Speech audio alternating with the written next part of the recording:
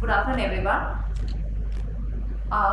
My study is clinical and micromorphometric prognostic factors in epidemic retinitis patients. I have no financial disclosures. Epidemic retinitis is a distinct form of hemorrhagic non-necrotizing retinitis. Patients have a recent history of fever with or without skin rash. They have annual seasonal patterns. Idiopathogenesis: dengue, chikungunya, rickettsial fever, COVID, typhoid, and cat scratch disease with the etiology. But the pathogenesis is either immune mediated or the direct pathogen invasion has not been concluded. So it leads to vasculitis, focal retinitis leading to visual loss. My purpose of study is to study the clinical features as well as micromorphometric features on OCT to predict the prognosis. It's a retrospective case series study. We included patients of all who presented to us with epidemic retinitis and documented wheel Felix positive, dengue, IgG, IgM positive, COVID, IgG, IgM positive were included in the group. Presumed post-COVID retinitis before Jan 2021 who are unvaccinated were also included in the group.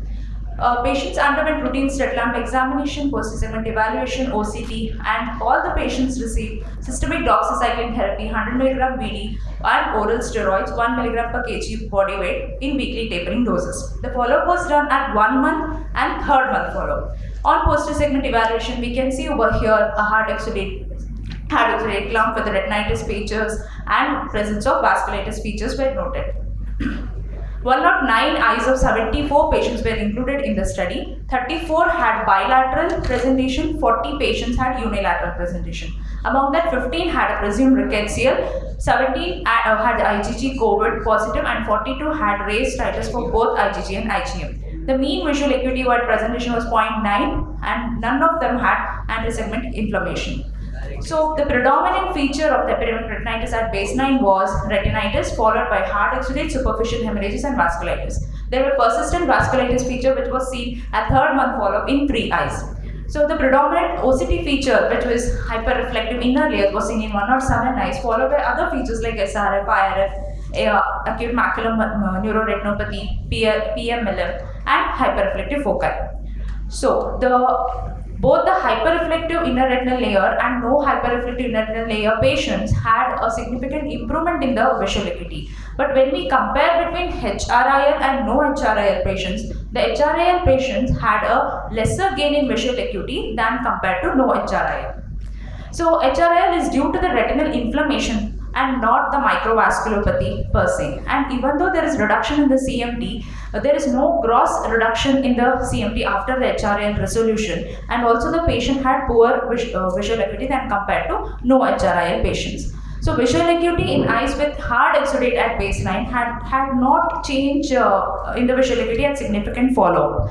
So that means the hard exudate at baseline means there is already fluid has been resorbed. HRIL presence at the papillomacular bundle and the macula had a poorer prognosis, and HRIL reduction in the CMT had no statistically significant.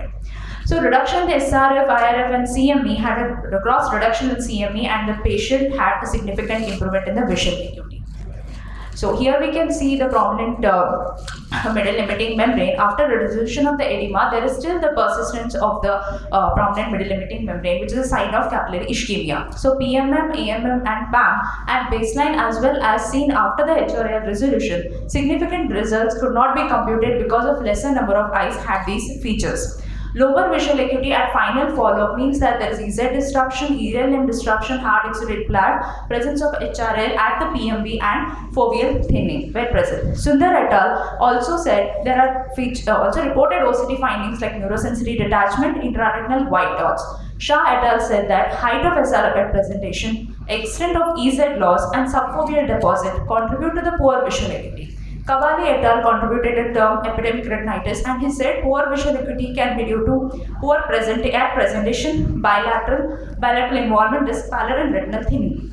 Our study also proposed the term like HRIL, its location, and other features like AMM, PAM, and PMLM at presentation, which contributes to ischemic component. So clinical and OCT parameters at baseline helps to guide to prognosticate. Retinitis patches at macula, PMB at baseline portend the worst visual acuity and lesser reduction of CMT. Hard exudate at baseline, better visual acuity, SRF, IRF, and CME at central fovea at presentation portend the good visual prognosis. Persistent low vision, meaning that the is due to EZ disruption, ELM disruption, hard exudate plaque, and foveal thinning. Thank you. Good, Meghana. So this diseases have different etiology and pathology, but you all the cases you are tetracycline. What is the rationale you can give? So, doxycycline, apart from the antibiotic effect, it also has the immunomodulator properties. It acts on interleukin 6, interleukin 1b, as well as tumor necrosis factor, sir. So, it is given to all the patients? Yes, sir. Yes, sir. For 3 weeks, BD 100 milligram.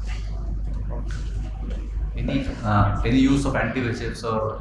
No, sir. We have since we had previously used anti-VEGF and did not show much thing we want to, and this treatment had given good results. We had given these patients.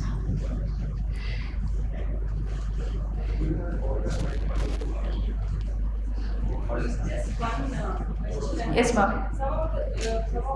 Many of the patients you had followed pictures. Yes, ma'am. But other patients would not have any, signs, any tests which were not contributing, but they also included in the study. No, ma'am. Everyone had the COVID IgG and IgM positive contributes to the major group, around 42 eyes. That is both IgG and IgM positive, whereas 17 eyes had only IgM positive, and others were rickettsial positive and dengue also we had Many seen. times we may not arrive at any specific etiological cause. Yes, ma'am. So did you exclude them or include them in your study? No, we have included those we had got the etiology, like the chikungunya or any viral. Yes, yes, ma'am. So basically, the inclusion criteria was the morphological presentation. And as well, yeah, morphological presentation who presented with us with epidemic retinitis, clinically. That's a morphological diagnosis, not Yes, yes, sir, yes, sir. Oh, Thanks.